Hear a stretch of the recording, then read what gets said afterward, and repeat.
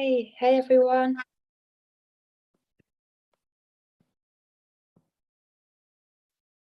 And what we'll do as well is we'll keep all our mics muted, and then when we want to say something again, just like, hey everyone.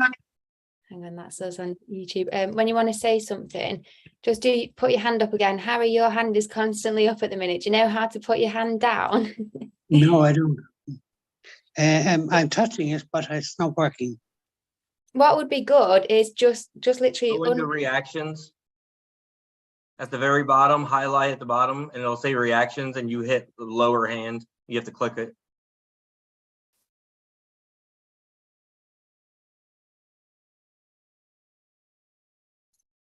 your mic's gone. I just had muted it then a moment ago. Now I'm going. Hi Rose. Hey everyone. So it should be under something called reactions, Harry, but if you can't do it, then if you want to talk, just unmute your mic and just go for it and just interrupt, and then we'll know if you want to share something. Can't hear you at the minute, Harry. Yeah, this working on the phone. I'm not used to the phone. I never use the phone. I usually use the computer, but it's something wrong with it. Yeah. Yeah, fair enough. Okay, perfect. So guys, YouTube, TikTok, and my Zoom group, I'm just going to actually introduce whoever's on Zoom. So what we're doing is we're doing a reading of the Emerald Tablets. We've been doing it chapter by chapter. And so we're on chapter 4 now, and we get a little group together each time. And it literally, if you want to come and attend the Zoom group, if you go on my website, you can literally just give me your details and you can attend as well. So we have our regulars sometimes, and we have new people each time as well. And it's just nice to actually get together on a call and all share our wisdom and go through it together, because there's so much to unpack in every single chapter, and everyone has their own knowledge that we can all share, and we have shared. And these calls have just been really fun to actually do that too. So if you wanted to actually read the chapter with us and see my screen that I'll be sharing, and you can see all the guys on Zoom as well, then if you go to my YouTube, you'll be able to watch there, and you can literally just see everything that we're doing on the Zoom. Or if you're happy to just stay with us on TikTok and hear by audio, that's awesome too. So we've got Harry on our Zoom, we've got Craig, and we've got Derek. So everyone's waving, nodding and stuff. So and then we've got me as well. So today we've got a small group of 4 people, might still turn up.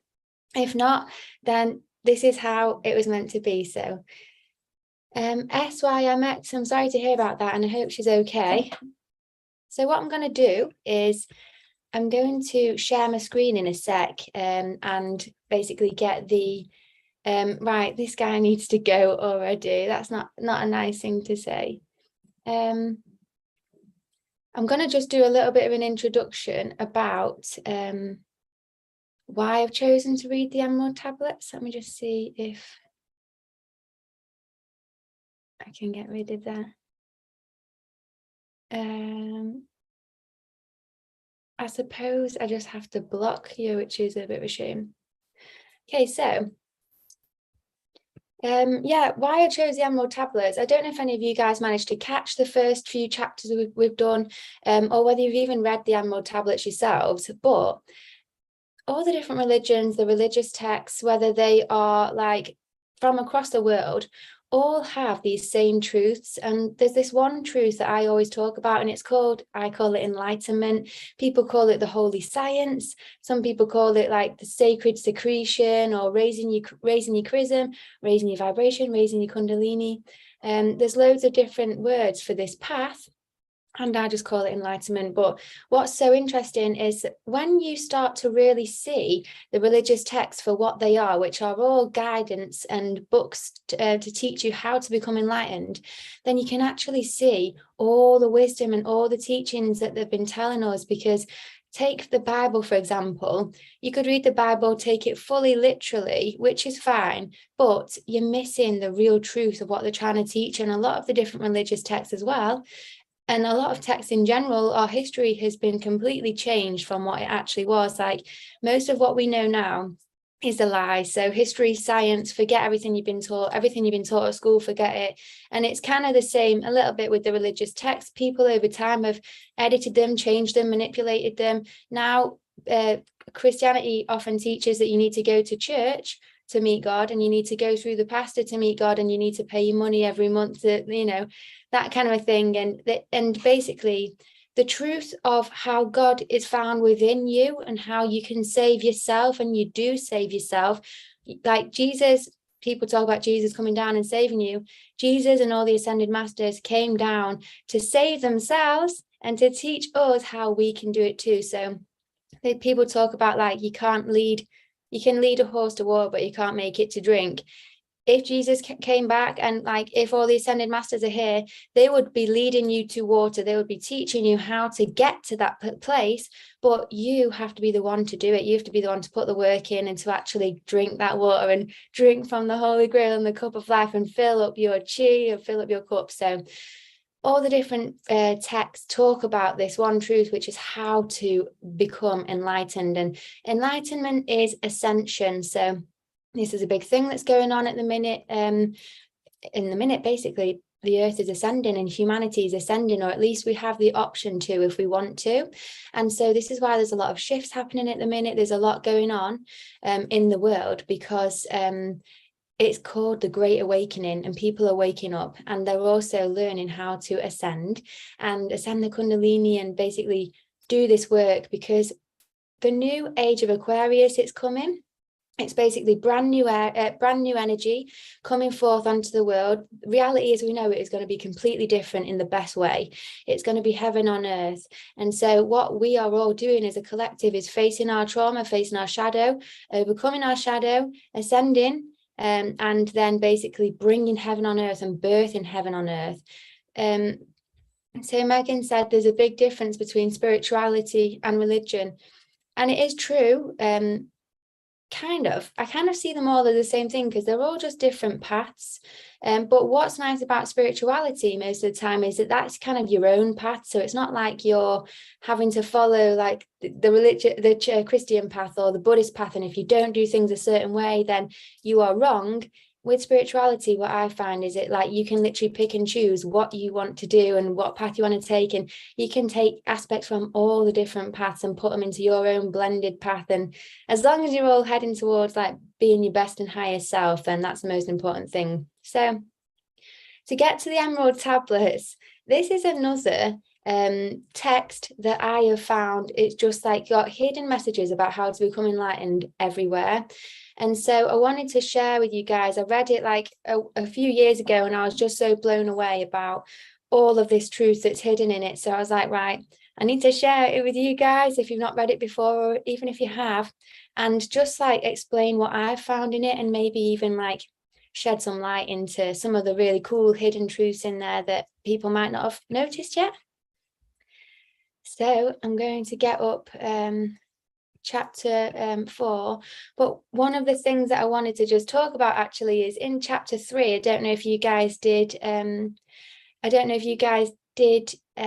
catch our chapter 3, but we were talking, and there was one specific part in it, and Thoth had basically said, meditate on these symbols. And we were confused. We were thinking, hang on, what could these symbols be? What is he talking about? Is he talking about certain gods? Is he talking about like I think Derek, you shared something about like the Hebrew language being the same, like the symbols of the planets were the same as the letters, and we were like kind of not sure what it is. So I was going to see what you guys thought the symbols, if you've had any thoughts on what the symbols could have been in chapter 3. Derek, do you want to go first? Yeah, I mean, I believe that they're 100% for the related to the orbs, right? The planets.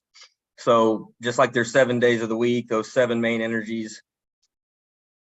You know, I feel like if you are going to meditate, then you want to use those sigils for like that day of the week, right? So if you're doing the Sunday, you want to use that sigil, or you know, if you're going to do a sound bowl, you want to use gold, or if it's tied to the moon, you want to do silver, right? Or on Monday, if you're trying to harness a certain energy, that's my take on it.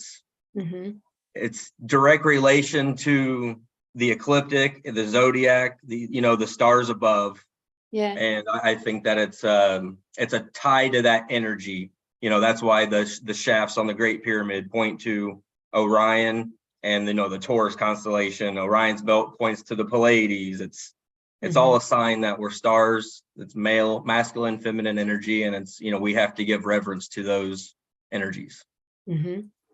Defo, and the symbols also equated to numbers as well when we were reading it, didn't they? So that just all makes complete sense. And I was like how you said sigils, because what came to me, I was thinking like, he told me to meditate on these symbols. I'm going to meditate on what I think these symbols could be and just find out that. So what came to me was, we are reading an English translation of the Emerald Tablets, but written on those tablets or whatever was literal symbols that he had like written out, and someone's translated them into this symbol means this, and we were reading the paragraph of it.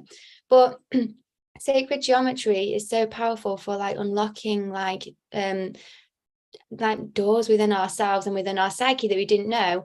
And you can literally look at a flower of life symbol and it will actually like fill you with light, and it'll like get rid of negative energy, and it'll do different things. And the different symbols, when you actually look at them, do different things. So I did wonder as well whether, one, the symbol literally had a meaning and we were reading it, but two, whether the symbol just to look at on its own was something to meditate with as well, as like a second layer on top of it all, as something that would actually kind of help us awaken whilst we were reading it at the same time.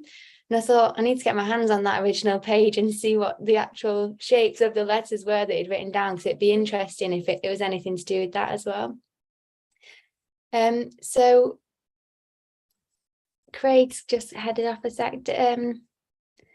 What I'm going to do now is just get up the share my screen in.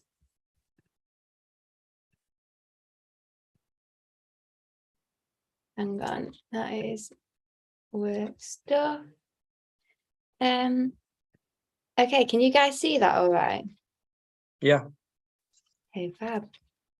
So we're on chapter 4 then, and this one's called The Spaceborn.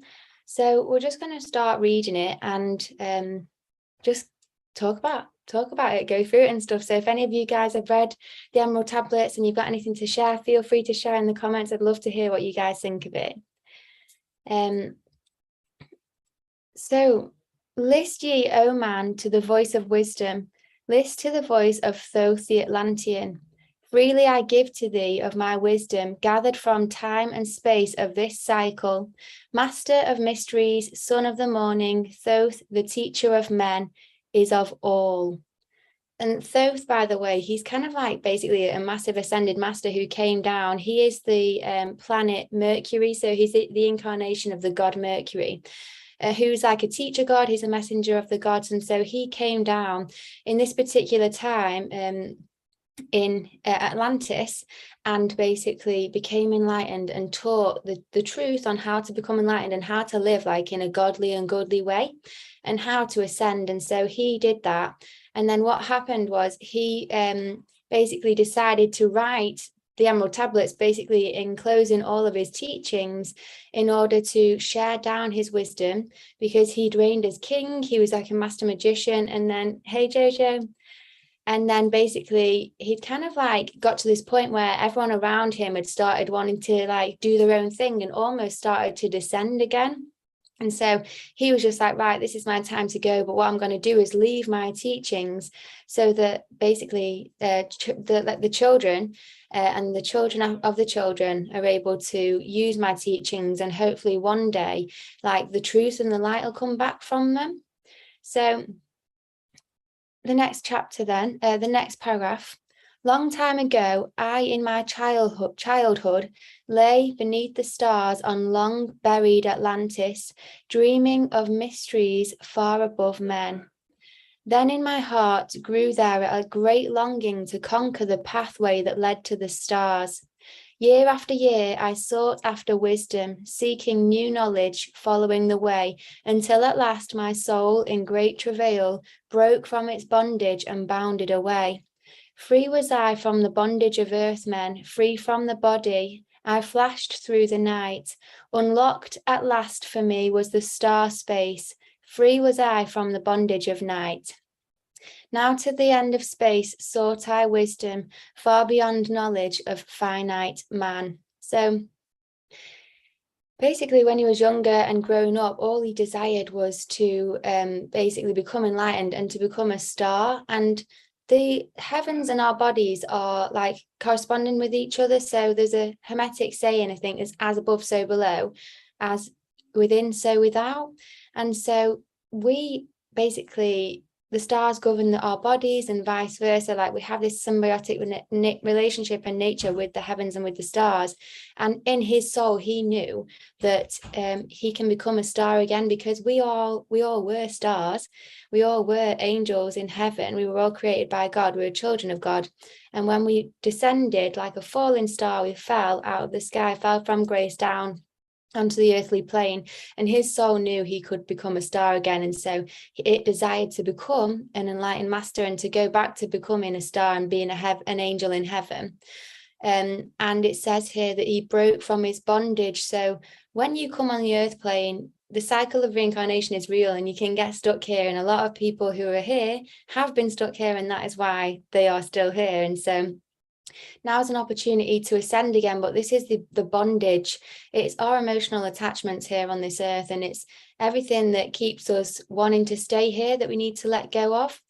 And then he says free from the body. So I do wonder whether he actually learned even how to astral project and stuff, and whether he's like just fully on the spiritual path and just living his best life, really. But free from the bondage of night. So you've got the light and you've got the night, you've got the light and the darkness. And so he was finally free from his shadow, from the darkness, and he was able to be in the light.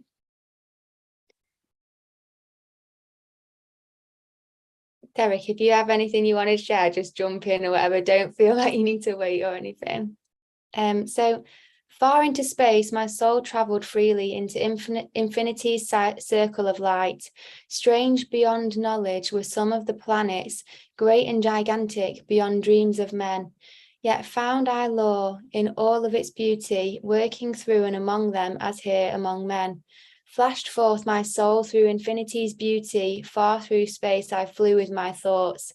So it does sound like he is astral projecting. And like what's really interesting is he's saying he went into space, basically traveling the different realms and the different dimensions, and yet there were still laws of the cosmos within those as well. So if you guys have ever read the Kybalion, he talks about the 7 Hermetic principles, or these 7 laws that govern the earth. And so basically, even beyond the earth, the cosmos has laws, and this is like the law of karma, the law of like polarity, masculine and feminine, things like that. What I do believe is the higher up you go in the planes and the dimensions, the less laws there are that govern us. But like on the lower planes, there are laws, there are rules and things like that. Thanks, Wayne. Hey, Jackie. Hey, everyone who's joining. So rested I there on a planet of beauty, strains of harmony filled all the air. Shapes there were, moving in order, great and majestic as stars in the night, mounting in harmony, ordered equilibrium. Symbols of the cosmic, like unto law. Many the stars I passed in my journey, many the races of men on their worlds, some reaching high as stars of the morning, some falling low in the blackness of night, each and all of them struggling upward, gaining the heights and plumbing the depths, moving at times in realms of brightness, living through darkness, gaining the light. So I've actually heard as well that there are other humans on other planets, and I'm a flat earther, so I don't believe it's literally like outside of our earth. It could be outside the dome and stuff. I'm not sure what exists in space yet. But what I do think it could be, some people talk about the earth actually being like a cell in someone's body. And so there could be many different cells with many different planes of existence in these cells. And so he's talking about, he was traveling and he's seen more humans in different realities or different dimensions, experiencing different like stages of of life. So when you talk about the great age, there's this great age, these cycles that continuously spiral, and the energies pull us through time. So there's these great Yeah. ages. You've got the golden age, silver age, bronze age, and the dark ages. Do you want to say something, Derek? Harry, do you have something to say, buddy? I wanted to ask him first. I didn't know if he got his hand down or not. By mistake. My hand is up by mistake. Okay. Yeah, I no, can't I take it think down. I think that there's those 7 planet where the humans or man might be is on inner Earth. So as above, so below. So the energies of the heavens. This is what in Hebrew they call, they Sheol, like where we get our word shoe from. Are the shoes of El, right? You're decaying in time, lower mind. But then I think that would be the inner, like the pillars below the flat earth plane. That's what I think. If there is, that would be like the inner earth. But I love what did it say something a minute ago about like sacred shapes, Yes. the 5 platonic solids, that make up, matter, water, air, fire, and ether. Yeah. Yeah, shapes that were great and majestic as stars in the night. Yeah, no, that's so true. And also with that theory of the inner earth, I think Santos talks about it as well. And there might be something called like Dante's hell or something, but there could be 7 planes above the earth and then 7 planes below. So 7 heavens and 7 hells. Exactly, yeah. Which is very interesting. And look at this page 33, good page to be on. So yeah, he was basically seeing these different realities as he's traveling in different lights. And so there's the great ages, the 4 great ages. Yeah, we're reading the Emerald Tablets of Thoth. And so whereas humanity now on Earth is going into a golden age, those other realities he was flying past who were in their dark age or were in their light age, and he was able to just kind of see the souls or the lights of these beings like flowers, like whether they were like reaching up to the sky and full of life and blooming, or whether they were dead and they were going through their almost winter phase. And it's just really beautiful how like connected we are to nature, and just the way that the whole cosmos is just so interconnected. I just think it's gorgeous. So know, O man, that light is thine heritage. And this is true. Like everyone says, God has given you the true heritage to be an enlightened master, to be an angel, to be of the light. Everyone gets to be that. And so don't ever feel like you aren't good enough or do not deserve it. I used to think that in the past. I used to feel like I didn't deserve like the gifts of being like positive in spirituality and stuff. But everyone deserves it. And even if you've done like wrongs in the past, you can get a second chance. God forgives you. Like you need to forgive yourself more than anything. I think really it's all about self-forgiveness, but everyone gets the opportunity to be in the light. Everyone can ascend in this lifetime if you want to. It's a choice, but you do need to do the work. So it's not just like, oh, I choose to ascend and then I'm just going to sit and do nothing about my spiritual path. So know that darkness is only a veil. It's a spell. It's a spell. And so everyone has these dark spells on us, or they used to. I'm going to just say they used to, so I'm not casting it as a spell now, but in the past, the dark ages have manifested due to negative spells, to black magicians putting programs out, trying to program us in different ways, trying to divide us and make us believe different things that keep us separate and keep us out of our power. And it's all black magic. And so it's just a veil, it's just a spell that can be lifted, because our true nature, our soul, is pure love and light. That is, it's bliss. That is what our true nature is. And so once you get rid of the bad energy, the bad spells, the bad conditioning, the bad programming and everything else that goes with it, it's just all these different veils that can be lifted, and then you end up just being in the light. Yeah. So, I did want to say, like in chapter 1, he mentions he built it with magic, right? Like yeah. he used magic to build the Great Pyramid. Well, the pyramid has 2 shafts on the north side, 2 shafts on the south, both from the king's and queen's chambers. Mm-hmm. So it would make more sense to me that that was an ascension chamber. Like this is where you would sleep or go into that meditative state. That's why the one chamber points directly to Orion. The Queen's chamber right below it points directly to Sirius. This is where we get the whole yes, sir, Sirius. You know, that's you focusing that light or that astral projection towards that constellation, that energy that you want answers from or enlightenment from, right? And then on the other side, they point to the Little Dipper and Ursa Minor, you know, and then right past that is the Pleiades, the seven sisters, you know, just like the seven chakras. And in the Bible, it talks about the sweet influences of the Pleiades, you know, direct reference to Orion and the Pleiades in the Bible, right? So it just makes sense that if you're astral projecting, you know, you're going at the speed of light through the heavens or space time, however you want to look at it. And, you know, and you're focusing that energy towards that luminary. 1000%, because as well, I think like whenever I've tried to astral project, I just end up anywhere. Like I just can't guide myself to I've really tried to like turn up like at my guardian angel's doorstep, or to try and get to the like near earth plane and to actually go and spy on a friend and then like scare them like the next day and stuff and tell them what I've been seeing. But anytime I astral project, I just end up like in the most random places. So I wonder if like they actually can help you, guide you directly to the places you want to get to, you know, when you've got a channel like that. Craig, did you have something to share? Yeah, so in fact, just off the back of what you were saying, they're ending up in random places. So it you say, oh well, I would like to do that, but I end up there. So a very specific practice is to actually write down where you want to go and to write it out in as much detail as possible. So what you're going to experience when you're there, so what you'll anticipate. So that then you're communicating to the conscious mind to the subconscious mind by writing it down. So you're breaking that conscious barrier with your writing, and then you can project a lot more accurately to where you want to go. That's really good. Yeah.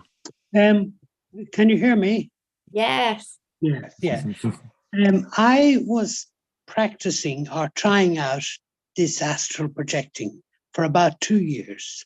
And I finally, the fellow on the program said that when I got into sleep paralysis, which you get here noises, you know, it's an obvious state, that I should imagine my hands, I'm moving my hands up, but not actually moving, just imagining. So I imagined it. And sure enough, suddenly I was standing outside my bed. It was amazing. And then I went downstairs. But when I went to the room downstairs, it appeared like when I moved into the house 10 years ago. And it's like as if I was moving through time. I don't know, maybe not. But anyway, it was very strange. And I got a fright about that. And I read somewhere that you're protected from seeing too much. And I'm imagining that. That's a really interesting point, you know, because I've had it before. I've had weird stuff where I've like astral projected and I've looked in the mirror and it's not me and stuff like that. And so like it's interesting to think that stuff could be happening for your benefit rather than for like something like to make you put in fear. Because like when I see stuff like that, when I had my experience, to be fair, I wasn't kind of scared, but I almost thought, is someone just messing with me in a negative way? But to think that actually your guides are always there and they can actually guide you and help you in a positive way is quite nice as well. Yeah, I struggle with that a lot, with letting go. But Christopher Campbell, he teaches, if you're in that state and you're unsure, you're having a hard time, you know, go stand up and jump. If you can go outside or be outside and like looking at the sky and then jump, you know, and that will just, your brain deciphers something there, like the whole fight or flight, like you can separate your spirit from your matter that way. Right. That's a good technique then. I'll have to try it next time. You were talking about other planets a moment ago, and one thing I've come to conclusion a long time ago, that the universe is so big, and of course they can't see to the end of it or anything, that it stands to reason there must be other planets with beings on it, either higher than ourselves or lower. That's an obvious thing. And for science, well, 40 years ago, science used to say that there's no such thing, but that was rubbish, you know what I mean? But now they're saying something different. Yeah. Well, then you just can't trust anything that the science says, because they claim to have gone to the moon in like the 70s or whatever. And if you have a look at the spacecraft that was meant to have got to the moon, like, it's absolutely ridiculous that they really think you're going to believe that. Like, there's a lot of stuff that we can't trust anymore, but I definitely think there is, of course, life that exists outside of this earth realm, but I don't know if it's particularly on this dimension or in other dimensions. But yeah, it's just very interesting to think about all of this, isn't it? Yeah, there is one's lower than us and one's higher and one's the same. You know, that was what it is. My opinion of going to the moon was that it was in the 1970s, 60s, 70s when they were doing this, and it was around the Cold War, and there was the space race between China, Russia, and US, and the US would basically faked it to make out they got there first because they wanted to prevail in the space race. There you go. That's my thinking on it. Maybe I'm half like, but aren't they all in collusions with each other, all of the governments and stuff? Well, they weren't then. There was a lot of psychic warfare between the US and Russia actually at the time, and they had the Stargate project in the US. They had Operation Blue Star in the UK, and I can't remember what the Russian one was called actually, but they were all having psychic warfare and projecting at each other and trying to control each other. And this is when they were basically developing spy technology as well, using copper wires and being able to hear each other from like across the Atlantic. And yeah, so yeah, that was all at the same time. So between America and Russia, definitely during that era of the Cold War, they were certainly all having a go at each other. Yeah, they've been doing a lot of psychic warfare, like probably since then until now. Like, it's been crazy, especially with all the new technology that's been coming out, and the 5G towers and stuff. Like, I don't know about anyone else, but the past few years, my dreams have just been terrible, like really bad. And I thought it was like my mind just being really negative or something. And I used to wake up every single morning feeling like shit, like really feeling like grumpy and like bad. And I realized that it's just like spells, like bad energy that they're attacking everyone with through the different Wi-Fi structures and stuff. So I basically now like have to keep getting rid of the bad energy, sleeping with crystals, turning my Wi-Fi off and stuff like that. And it makes such a difference. But like literally, they still try and get you. But it's just something to be aware of, I think, because particularly more recently, I just not noticed a lot of people saying how they're really feeling like psychically attacked by stuff. And it's obviously the governments, the people behind the governments, whatever it is, they've got like these specific agencies, even the FBI, who actually spy on people and like send psychic attacks to the good and stuff. They're trying to stop the awakening and turn people. There's a good technique for that actually, to prevent it at night time. So before you go to bed, you can develop a psychic ball of light around you, a bubble of light, and then imagine within that there's thousands of other bubbles of light, and what they'll do is interfere with any frequencies that are coming in and break them up. So and they'll bounce them around between each other rather than getting directly to you. So you would have to imagine it and then affirm it to yourself as well, that so there is a bubble of white light surrounding me, protecting me for my highest good. And within that bubble of white light that is protecting me for my highest good are thousands of other bubbles of white light protecting me from any interfering wavelengths, psychic attacks, bad spells, or bad thoughts or energy that's directed against me. And if you do that before bed every night, then you'll end up with a better dream state if you're getting bad interference. That'd be good. You can also use a crystal bowl or quartz crystal copper vest bowl with distilled water and a piece of smoky quartz. Place it next to your bed or under your bed. So like if you place it under your bed, kind of centered where you'd be laying around your heart chakra area, and that smoky quartz and that distilled water is, are good water, you know what I mean? Like in a structured vessel, and that will help with that negative energy. Did you say a crystal or a copper bowl? Did you say? Yeah, you could glass, crystal, anything but plastic, but glass, tin, copper, or crystal. I would say crystal or copper, something conductive. And then, a decent water, the best water you can get. And then some smoky quartz is what, I'm sure there's other ones you can use, but smoky quartz is what I'm aware of. Yeah, so apparently the same with water and rock salt, proper, like Himalayan rock salt. Yeah, Celtic sea salt is the most pure that we can get, on Earth, is the Celtic sea salt. Is that from Scotland then? Scotland and Ireland? All the secrets go back to Scotland, I'm telling you.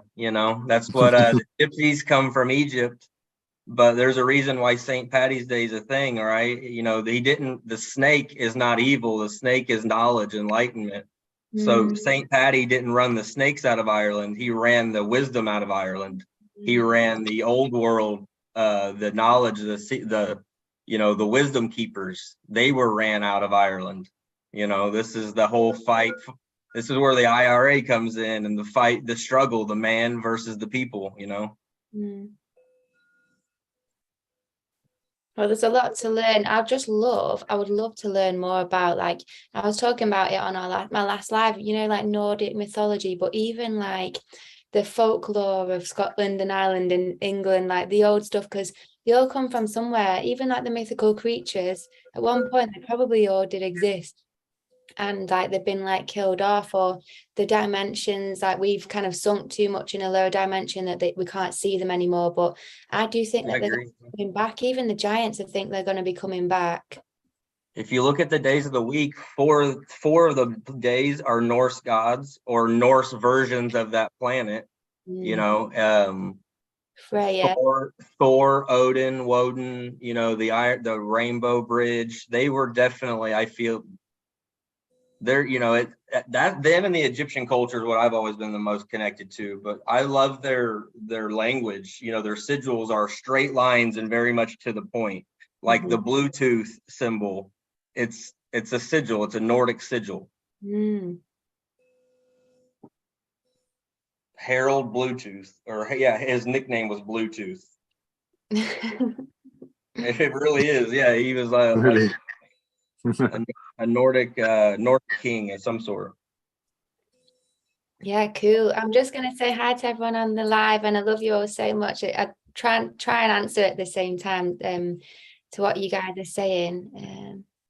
Check if Quinton and Conscious Mind TV joined us on YouTube. Hey guys, thanks so much for joining. And let's have a look at the emerald tablets again then.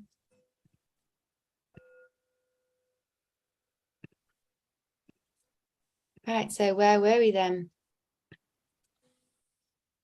Okay, perfect. So yes, the light is thine heritage. Know that darkness is only a veil. Sealed in thine heart is brightness eternal, waiting for the moment of freedom to conquer, waiting to rend the veil of the night. Some I found who had conquered the ether, free of space were they, while yet they were men. Using the force that is the foundation of all things, far in space constructed they a planet, drawn by the force that flowed through the all, condensing, coalescing the ether into forms that grew as they willed, outstripping in science they all of the races, mighty in wisdom, son of the stars. So it sounds like a group of ascended masters just like created themselves a new world and a new reality, and they're like hanging out there just being master magicians and stuff, which sounds quite cool. We'll have to astral project there, I think, guys. Long time I paused, watching their wisdom, saw them create from out of the ether cities gigantic of rose and gold, formed forth from the primal element, base of all matter, the ether far flung. Far in the past they had conquered the ether, freed themselves from the bondage of toil, formed in their mind only a picture, and swiftly created, it grew. So just to be aware, guys, like when we do ascend into the higher planes and become like master magicians, and especially with the new age of Aquarius, this is about like your mental energy. So our thoughts are going to manifest a lot quicker, which is already happening. Like our spells are manifesting a lot quicker as well. So a real good practice is to just practice having control over your mind and your thoughts, because if it gets to a point one day where you have a thought and then it swiftly grows, like it's saying in this book, you want to make sure that you're creating positive things. And so it's a good thing to be aware of now. But intrusive thoughts are different, because intrusive thoughts are given to us like by negative energies and stuff. So there's different ways to actually stop and get rid of intrusive thoughts as well. But you need to learn to discern what thoughts are yours that you're creating and what thoughts are just intrusive thoughts. Because when we ascend into the higher planes, intrusive thoughts won't exist anymore, because they're literally just sent to you from lower entities. Once we get higher, they won't be there, they won't be able to affect us, but you want to be creating positive things. In fact, there was even like a passage in the Bible someone read recently that I was watching on a TikTok live, and I found it really interesting. And it said something like, God had said to someone, only ever think about what is true and what is good or something, and then just don't even spare a thought for anything else. Because if you spare a thought for stuff that's not true, you don't know it to be true, it's most of the time you kind of like imagining in your head things that are going to go wrong, or how someone's going to react to you in a negative way and stuff like that. And if you're thinking anything negative as well, it's not good either. And God's telling you in the Bible, and it's telling you here, the power of the mind and the thoughts. So it's important to just always be aware of our thoughts and try and keep them in the light and stuff.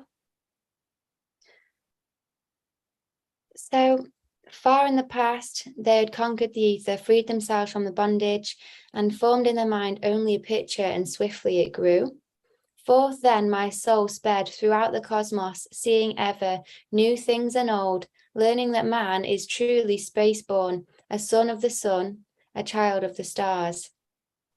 Know ye, O man, whatever form ye inhabit, surely it is one with the stars. Thy bodies are nothing but planets revolving around their central suns. When ye have gained the light of all wisdom, free ye shall be to shine in the ether one of the suns that light outer darkness, one of the space-born grown into light. Just as the stars in time lose their brilliance, light passing from them into the great source, O man, thy soul passes onward, leaving behind the darkness of the night. And so what's interesting is talking about our bodies are literally just like planets around suns. This is like our chakras and around our kind of like main central energy, but also like atoms. And people say all is atom, which is like our solar system is just a giant atom. Everything is like an atom or a torus field. And it has this central energy point, and everything like comes out and inward from this one central point, which would be your central sun. And this could even be your soul, or just kind of like your chi, life force energy. And so he's kind of telling you in here that we are just the same, and all beings in the cosmos are the same. Everything is this. All is atom, is an atom, is a torus field. And I don't know if you guys have looked into torus fields, but you should, because it literally explains everything. So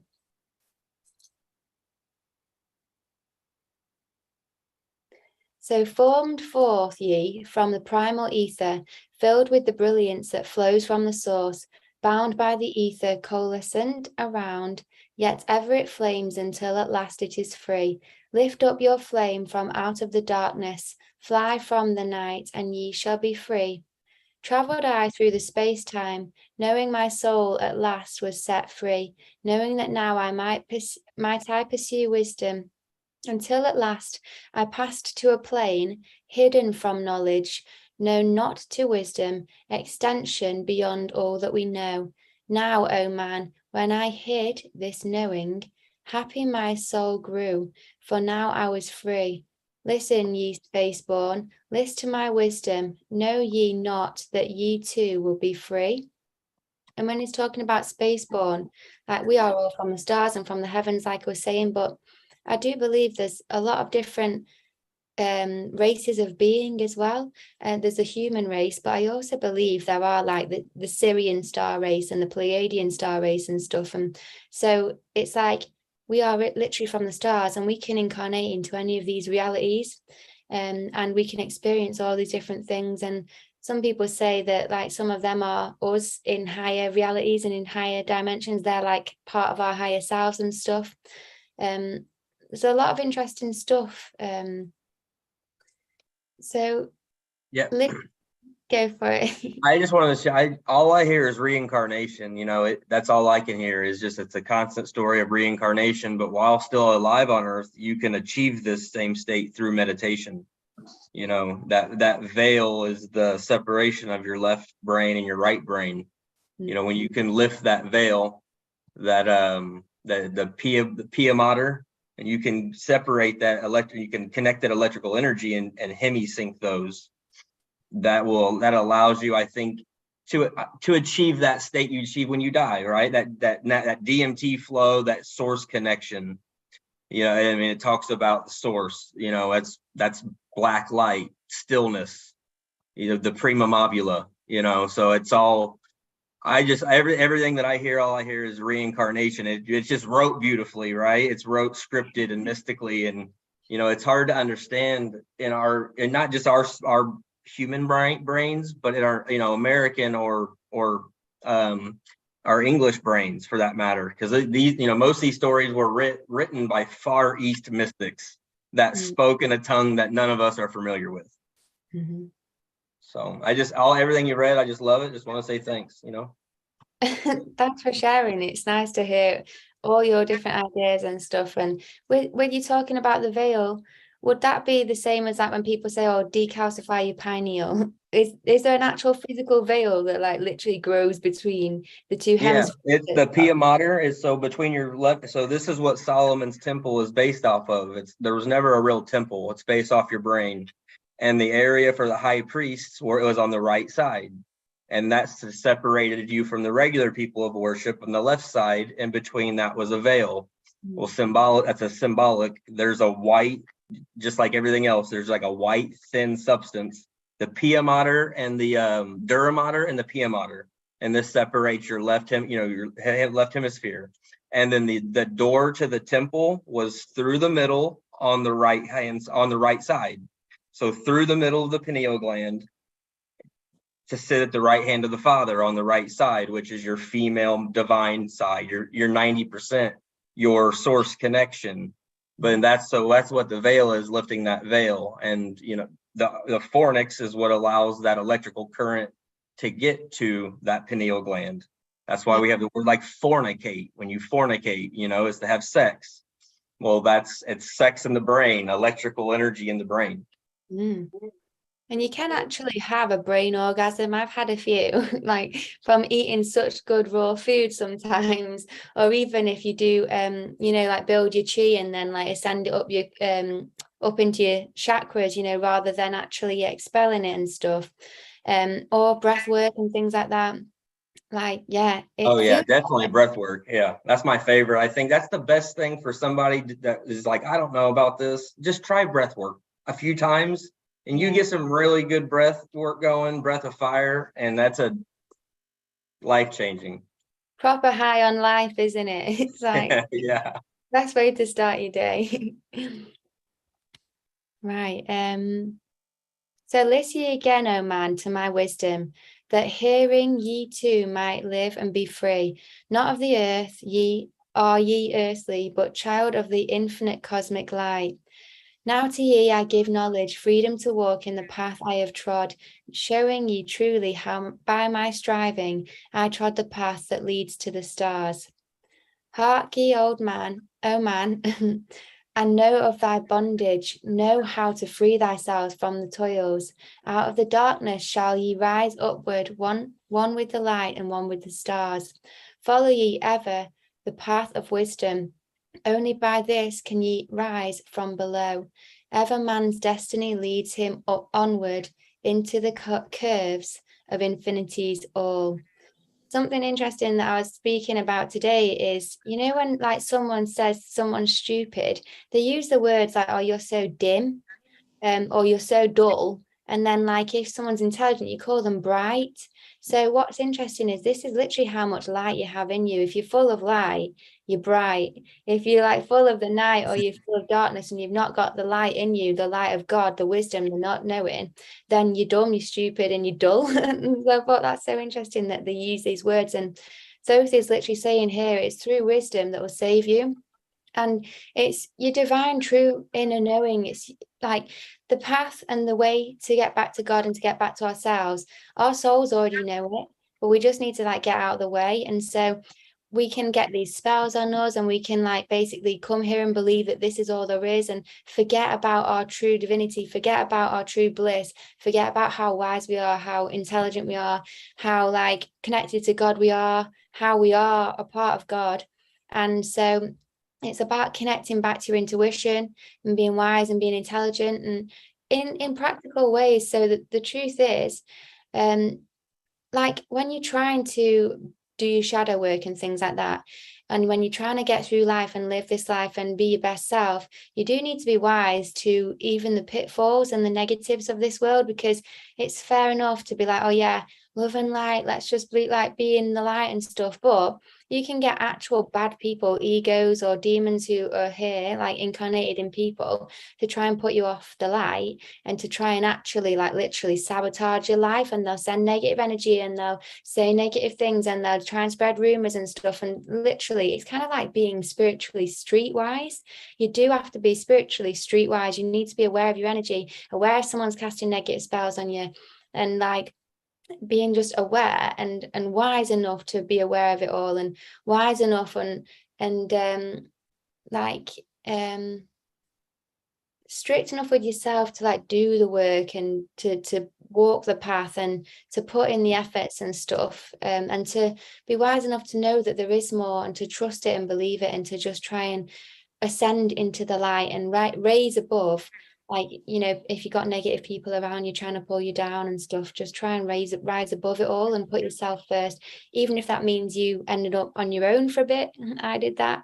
I kind of cut away from negative friends, and then I had no friends for ages. But it's about putting yourself first and the light first, because then what happened is I manifested the most wonderful people in my life, including all of you.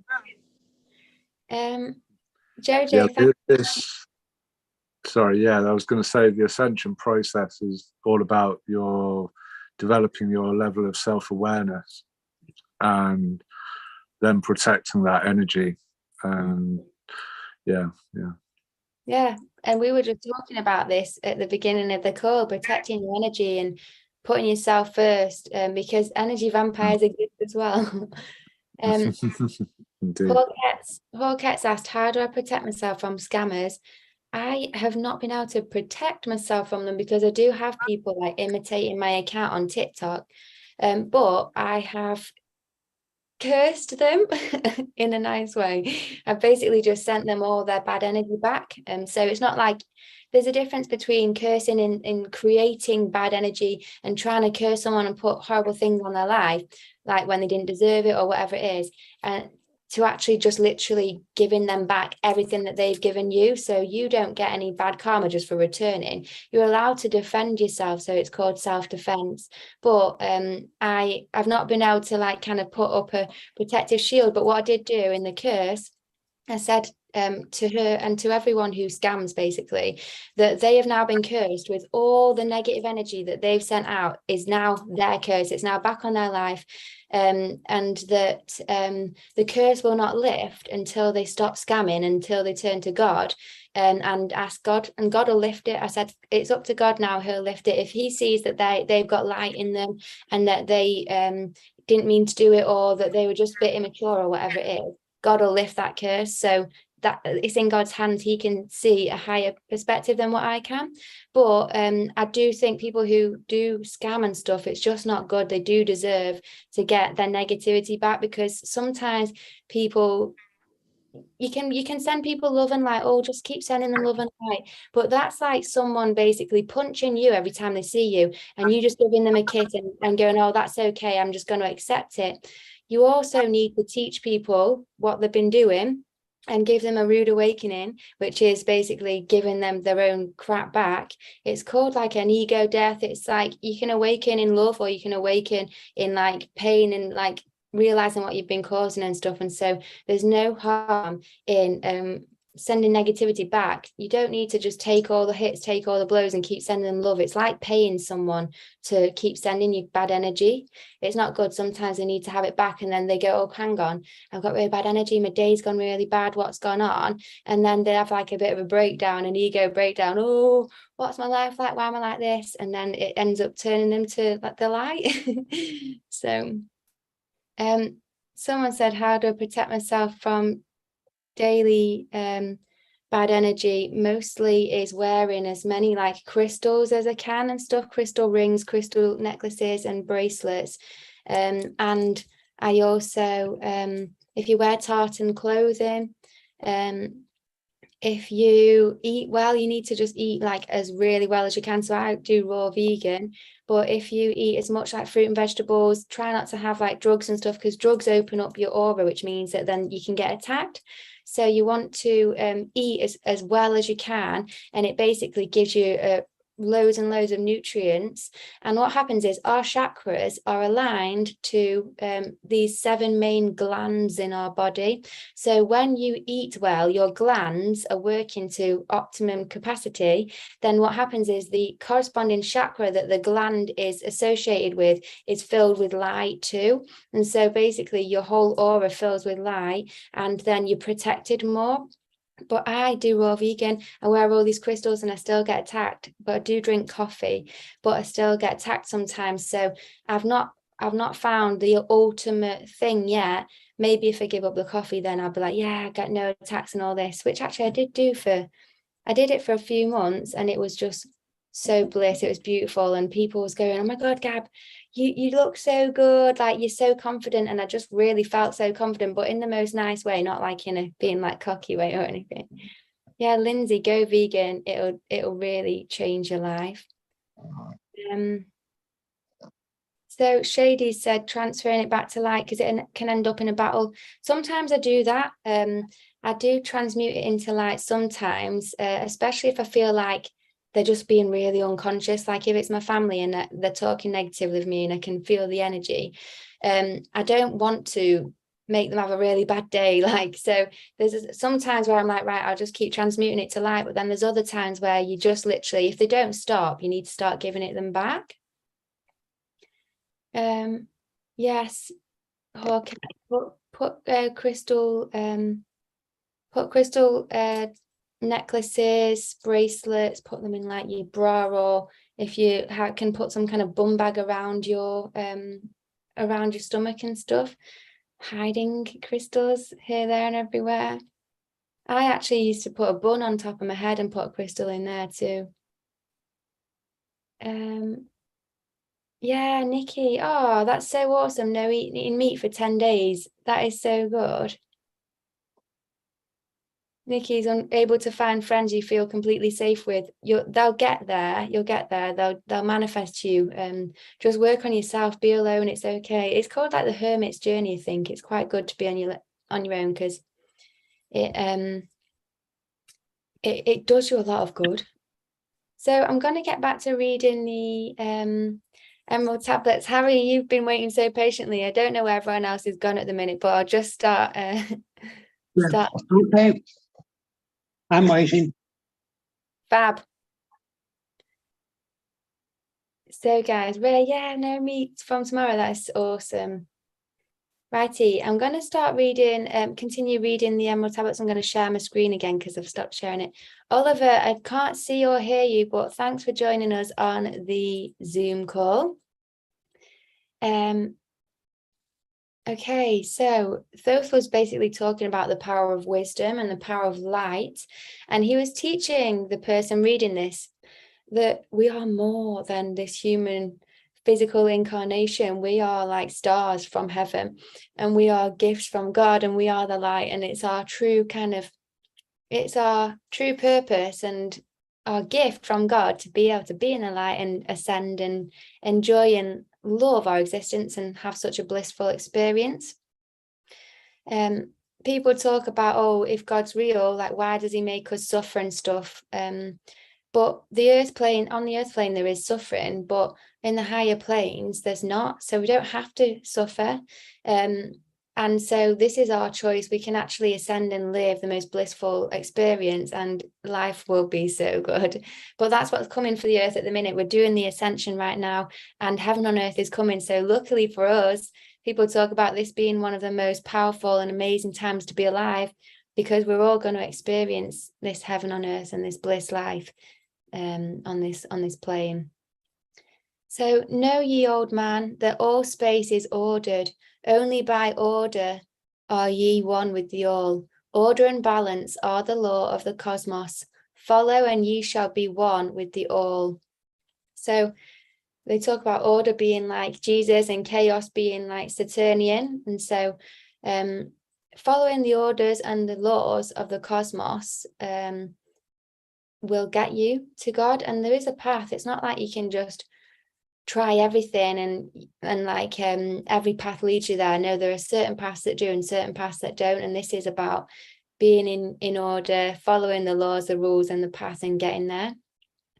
He who would follow the pathway of wisdom, open must be to the flower of life, extending his consciousness out of the darkness, flowing through time and space in the all. Deep in the silence, first ye must linger, until at last ye are free from desire, free from the longing to speak in the silence. Conquer by silence the bondage of words, abstaining from eating until ye have conquered desired for food. That is bondage of soul. So he spoke about this, I think, in chapter 2 or chapter 1. He said that when you, if you want to become enlightened, Thoth basically said that he made the Great Pyramid, and he designed the Great Pyramid with a specific crystal in it, so that when you walk in it, if you've done the work, and he talked about if you've fasted, and if you've been like eating clean and things like that, and built your chi, if you've done this work, then when you walk into the pyramids, it will literally ascend your kundalini straight to the top, and it will make you enlightened. And so he's talked about fasting then, and he's talking about it again, and he's talking about breaking free from your desires. Now, in my videos, I've talked about fasting and how when you fast for a few days, you get into a state called ketosis. It triggers ketosis in your body. It's a natural state, but ketosis corrects the chemistry of your brain and your gut flora. And so any addictions you had before you get into ketosis, the ketosis corrects them. And so it turns off addiction. So when he's talking about having desires for food and having desires for things, even our emotions are addictions to people. And so the Buddha talks about letting go of attachment, and here he's talking about we need to let go of desire, we need to let go of attachment, we need to let go of our addictions to people, to food and things like that. And he gives you the clue, abstaining from eating until you've conquered desire for food. So basically fast until you get into ketosis. And I told you guys as well, there's a book that I found that it gives you 5 different vegan recipes to get into ketosis in 1 hour rather than needing to fast for the 3 days. And that book is what cured me of my smoking addiction. I was like smoking cigarettes and weed for every day for like 6 years, and I tried everything to quit. And then I came across this ketosis trigger that takes an hour to do. And then, so I did it. And then literally my cravings were turned off, my anger, my withdrawals, everything. And so I was able to just give up. And so I have firsthand experienced the power of ketosis. But what was good is I didn't actually have to do the fasting and starving myself for 3 days. I got to do the shortcut, which is fun. So yeah, he's talking about fasting. The other thing is when you do get into ketosis, it aligns your chakras. And so when you align your chakras, then when you do ascend your Kundalini, it just goes straight up, like straight to the top, because you're aligned. You've not kind of got your Kundalini trying to get into all the different areas and they're out of whack and stuff, that you can literally just ascend it straight up really easily. So the book is called, there's 2 books with it in. One book is a extended version, and it also tells you how to become enlightened. It's kind of like this, it's like the Emerald Tablets. It's like all the different teachings about true enlightenment in one book, and it gives you like the actual guidance on how to do it in today's life. And if you really tried, you can become enlightened in like 4 months if you wanted to. So that book is awesome, and it's got a colon cleanse in there. It's got the ketosis trigger in there, and it tells you like how to basically overcome your ego and get rid of your emotional addictions and stuff. And that book is called The Way of Emotion, and it's by a guy called Chris T, I think, but you need to get the 18+ version. Don't get the under 18s, get the over 18s. And if you wanted, you're not bothered about enlightenment and your emotional stuff, and you just literally wanted the trigger, then there's a smaller book. It's like a pocket book, and this one's got 5 recipes you can use to trigger the trigger. The other one's just got this one recipe, but that was the one recipe that did it for me with my smoking. So the one that's got 5 recipes, and it's more of a smaller book, it's a bit cheaper. This one's called You Are the Cure, and it's actually just based all around addiction and how to cure addiction rather than about like your emotions and stuff. So You Are the Cure, and that's by Chris Justice. So yeah, definitely have a look. The reason why I don't share the actual shortcut online and stuff is because each of the recipes, they have like 5 pages of guidance and information around it, and you need to do it in a certain way, and you need to like be on your own and this and that, and there's loads of stuff that I wouldn't be able to explain, and I don't want to get it wrong. I want to make sure that like everyone would like basically have all the information you need. And so yeah, they're really great though. So getting back to the Emerald Tabs. So then lie ye down in the darkness, close ye your eyes from the rays of the light. Center thy soul force in the place of thine consciousness, shaking it free from the bonds of the night. Place in thy mind, place the image thou desireth. Picture the place thou desireth to see. Vibrate back and forth with thy power. Loosen the soul from out of its night. Fiercely must thou shake with all of thy power until at last thy soul shall be free. I really think this is him talking about how to astral project here. Mighty beyond words is the flame of the cosmic, hanging in planes unknown to man. Mighty and balanced, moving in order, music of harmonies far beyond man. Speaking with music, singing in colour, flame from the beginning of eternity's all. What's interesting is, like on the energetic realm and stuff, if you could like hear and see spiritually, you would hear and see that all of us emit like sounds and colors and like frequencies and stuff. Like there is music in the whole of this universe, this one verse. And people talk about when they go on like a near-death experience or the astral project, then they end up even seeing colors that don't exist on this plane and stuff. So yeah, he's definitely talking about all this stuff, and Derek's saying as well, meditation, pineal gland stimulates in darkness, definitely.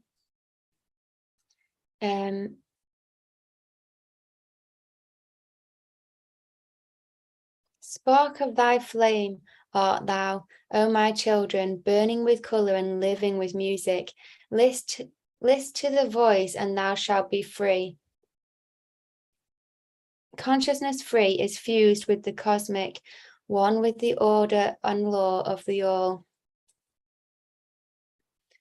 No, knew ye not, man, that out of the darkness light shall flame forth as a symbol of all. Something that came to me when I was just reading that about at one with the order of and the law of the all, is we were talking about like needing to be like not necessarily intelligent, but wise, and to follow the laws of the cosmos and to follow the path in order to ascend and to become of the light and stuff. And there are laws of the cosmos, like not like killing people. Like if you just go around murdering people like in a mass way, you're most likely going to get negative karma and bad energy and descend and start going into the lower planes. So there are laws to how to fill yourself with light and how not to fill yourself with light. And so you do have to follow the laws of the cosmos. Lower coach, I don't know about seizures, but I do know, well, I think that a lot of stuff is caused by like chemical imbalances and stuff. So I do think that that book that I was telling you about with the ketosis, it's got like a whole list of maybe 90 different things that ketosis can heal, like schizophrenia, muscle and joint pain. It can cure cancer. There's loads and loads of stuff that ketosis can heal. And I personally think ketosis was created by God as like God's healing bed. It's like this one universal thing that seems to heal most stuff. And so if you are in ketosis or trigger ketosis, because it gives you the chemical reset, it resets your gut flora, and then it like aligns your chakras, it keeps you in a positive state and a focused state. If you get into keto, you'd be really like, wow, I feel so energized. My mind's so focused, my mind's so sharp, my eyesight's so sharp. When you get into ketosis, I think that was actually our natural state. And it's a really, really good and powerful and productive and healing state. So pray ye this prayer for attaining of wisdom. This is cool. So he's put a prayer in here. And if you wanted to read this prayer out loud whilst I'm reading it, then it's basically a prayer for wisdom. Prayers are spells. So you can spell a spell now that will bring us more wisdom from these tablets, which is quite cool. So pray for the coming of light to the all. So this is nice. It's not only a prayer for ourselves, but it's a prayer for the world in bringing light to the cosmos. Mighty spirit of light that shines through the cosmos, draw my flame closer in harmony to thee. Lift up my fire from out of the darkness, magnet of fire that is one with the all. Lift up my soul, thou mighty and potent, child of the light, turn not away. Draw me in power to melt in thy furnace, one with all things and all things in one. Fire of the life strain and one with the brain. That's cool. I do wonder whether he's talking about, like, you know, if you got into keto, aligned yourself, like got into this meditative state he's talking about, and if you say that prayer, like whether it could like ascend your kundalini and enlighten you and stuff, because there are spells that can make you become enlightened as well. When I said that, I was feeling like a strong opening in my heart. I don't know what you guys felt, and now I feel like tingling in my body. It'd be interesting to actually read it in ketosis and see though, because I've not done that yet. When ye have freed thy soul from its bondage, know that for ye the darkness is gone. Ever thou space ye may seek wisdom, bound not by fetters forged in flesh. So when you do become enlightened, this is why you want to become enlightened. It breaks the cycle of samsara and reincarnation. So we continue to be reincarnated because of our emotional attachments and addictions to this plane, and because of our basically it's our emotional attachments. Your ego is your emotions.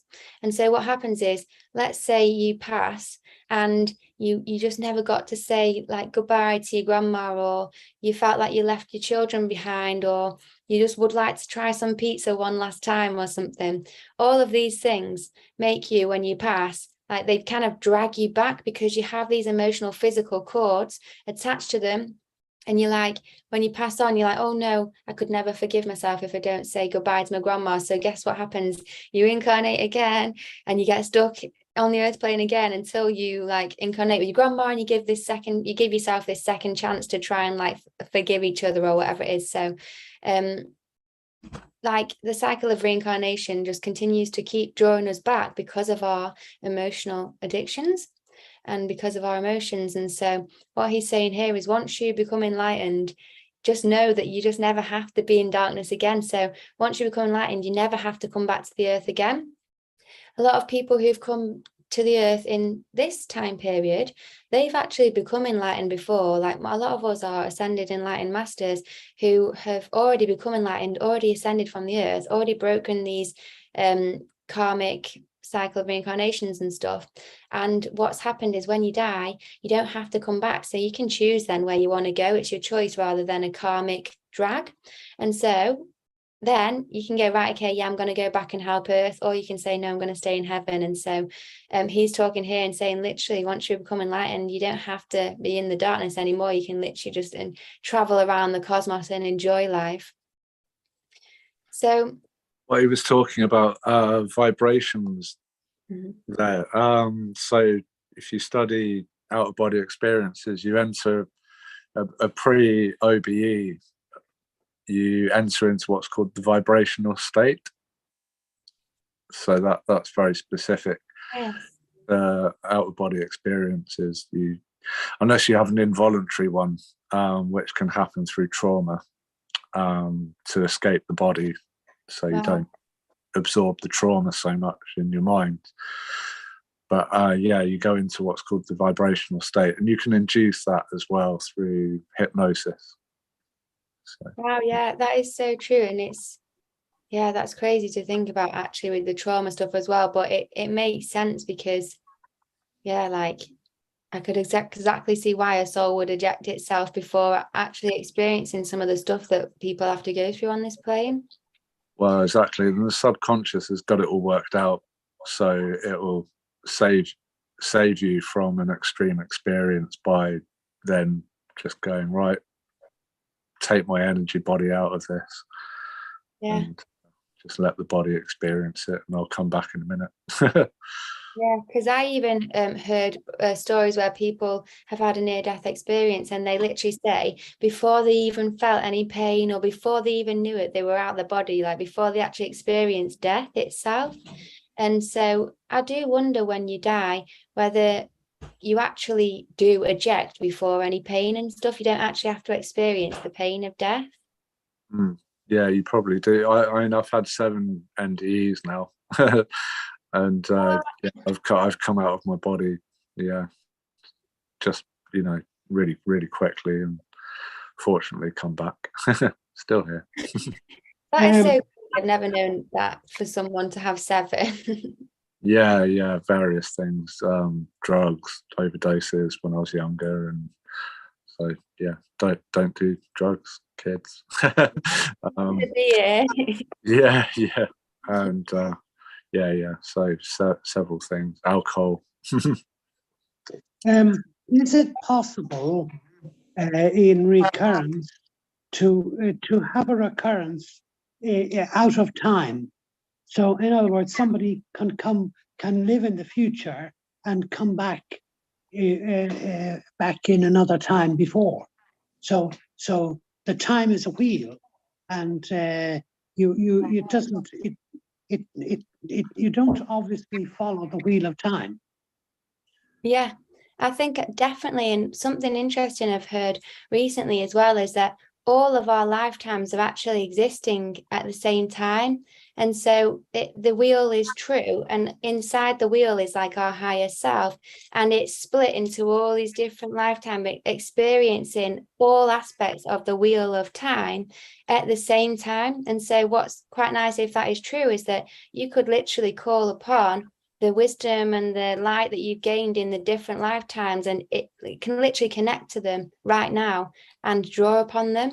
And hopefully you're not being an arsehole in all of the other lifetimes, because there's not like, I really hope that I'm doing some good shit in another life so I can draw upon that wisdom, rather than like I'm the one holding us all up. But I find it interesting to think about anyway. This is exactly Yeah, I what wanted to teach say, in like, quantum we live in jumper. a brain of God, right? I mean, we live in God's universe. That's what our brain is based off. It's that below to the above. So like we can manifest our energy and our emotions, our energy in motion. And so, you know, like your brain is a powerful thing, but it is also, it's almost too much like a computer or algorithm. It gets used to things. So your brain remembers remembering. So like if you have something that you just, a belief like the globe earth, it's not fact, your brain kind of goes away from, like, it feels like it's knowledge, and it kind of goes away from taking in other knowledge. So your brain remembers remembering, but your heart always knows true. You know, that's where you got to trust your gut and your heart, you know, your lower brain. More as brilliant as your upper brain is, you know, your emotions and your higher self, I feel like, is more in your stomach and your heart. Yeah, because people say your brain is literally as old as your flesh suit, whereas your heart's like connected to your soul, which is as old as time, really. And that's a good point. Remembering, so I liken it to a membrane. So all existing on this plane of a membrane, and these remembrances within the membrane, and all that time existing on that plane at once. So you can access it in any direction, and the wheel of time, so you can access it from the center and get to any point in time you wish that's all existing at the same time. And then you can get to the edge of the wheel and turn it under your feet rather than it turning for you. So, I mean, there's 9 theories of the many worlds, or the multiverse, as it were. So there's the all-in-one brain theory, and then there's the all these worlds existing at once in parallel universes that are only millimeters away, and it's just changing your vibration to get to them. And I mean, that's what your brain is, raw vibration, brain vibrations. So it's vibrate, you know, and in is Sanskrit. So it's to vibrate, you know, the wave, it vibrates. The wavelength, yeah, which we were talking about before we came on. Yeah, exactly. Yeah. I think we're almost at the end of this. So, when you have freed thy soul from its bondage, know that the darkness is gone forever. Ever through space ye may seek wisdom, bound not by fetters forged in flesh. Onward and upward into the morning, free flash, O soul, to the realms of light. Move thou in order, move thou in harmony, freely shall move with the children of light. Seek ye and know thee, my key of wisdom, thus, O man, ye shall surely be free. That was nice. Well, dang. Yeah, I really enjoyed that. So what I was interested in actually is, like, I was just thinking it was going to be really kind of like a deep like chapter, just trying to decipher it all and stuff. But really, sometimes you forget, like when you're deep into spirituality and stuff, some people just need to if someone was reading this and they'd never like thought about spirituality, they'd need to learn that we are more than just our physical bodies, and that we can like access the cosmos and the divine wisdom of the cosmos. And because we all probably like do that, it's one of those where like you forget that it's important to kind of teach people about it, and to bring awareness about that, because I personally just kind of take it for granted and assume everyone knows it already. So it's nice to I have read one it. thing I was going to share real quick before we go, if it's all right. Please. So so that meditative state that you reach, and he talks about in the darkness, you want your brain waves to go to delta, which is about 8 cycles per second. So the 8th letter is H, heavenly, holy, Horus, heaved up, Hari, Krishna, the H. But that delta 8, what in your brain, that connection that's made is made by the fornix. In the sky, the constellation, there's a constellation, there's a star called the Delta Fornix. So literally in the sky, in the constellation of the Fornix, which is right next to the constellation of the Phoenix, the Scorpion turns into the Phoenix as he rises. The Kundalini energy, the Phoenix, you're baptized through fire. So literally what is in the stars is in your brain.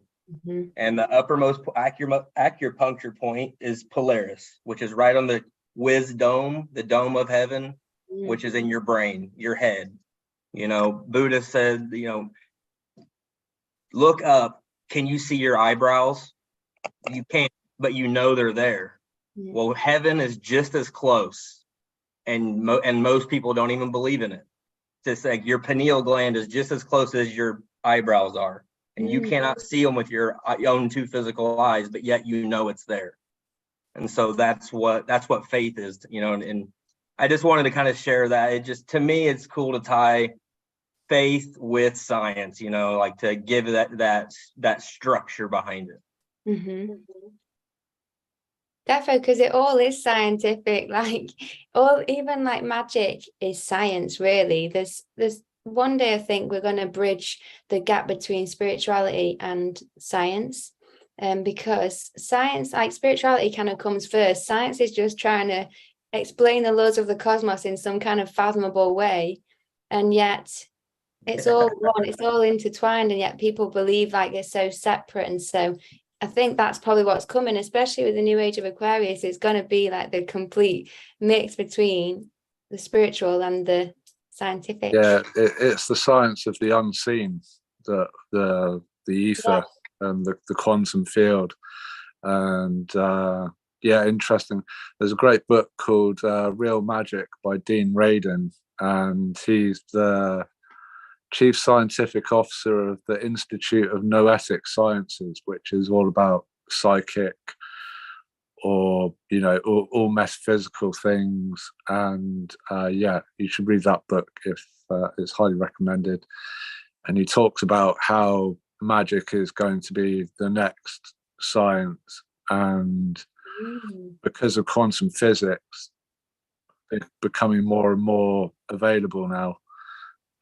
In terms of the information's there, you can just look it up on YouTube or whatever. This that will link the noetic sciences with current scientific thinking. And it's interesting, the word science itself, in the fact that all it means is someone who sort of studies something in depth to the point where they know lots and lots about it. So we've got phrases like, okay, well, that's scientific thinking, or that's not very scientific thinking. So you haven't explored it in depth and gained extensive knowledge of it. So the word science can be applied to Oliver's here, but he's gone. Interesting, the actual word science. If you look it up, it's very misapplied. Well, even now you hear like in healthcare, trust the science, and it's like, what science? Bullshit. So like So There's that's, now just a universal, word for any old crap. that's that's pharmacy they're talking about, pharmaceutical science, which is petrochemical science, Mm. which was it basically came through with the Rothschilds and all those guys who effectively made so pharmacy actually is spells and potions, Right. like yeah. So that's where the name pharmacy comes from. Mm. Is actually like spells and potions. So yeah, interesting. So that's the science they're talking about, is pharmacological Mm. science, which essentially in Germanic terms was old witchcraft or black magic, basically. And herbs and stuff. Like the black magic version of witchcraft. Yeah, so yeah, then the herbs and stuff was before that. So the petrochemical stuff was like a distortion, effectively. But it's all changing. It's all getting to what we need it to be into. Getting back to the herbs, yeah.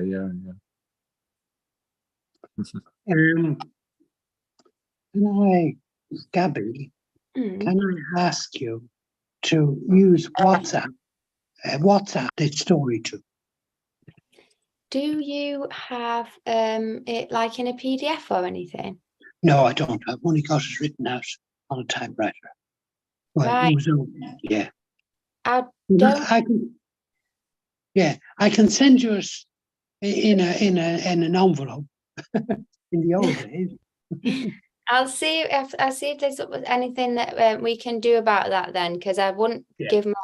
It's nothing personal. I just wouldn't give my address out online and stuff. But yeah, so we'll see if we can do something. But it would be really great to read your book anyway. So, and you'll need to get it actually printed out and published, sell it on Amazon. Yeah. Okay, fab. Well, thanks so much for joining us, guys. It was really nice to just get together again. It's been a while since our last live, and what we'll do is for the next chapter, I'll just send out a message again like I did today. I'll maybe give a bit more advance warning next time and plan it properly, but it seems to work quite well on Wednesday evenings, so just assume it'll be one Wednesday evening, and I'll let you guys know in advance anyway. Perfect. Thank you. It's been great. Yeah, thank you so much, and I'll see you guys soon then. See you at the next one. Cheers. Bye.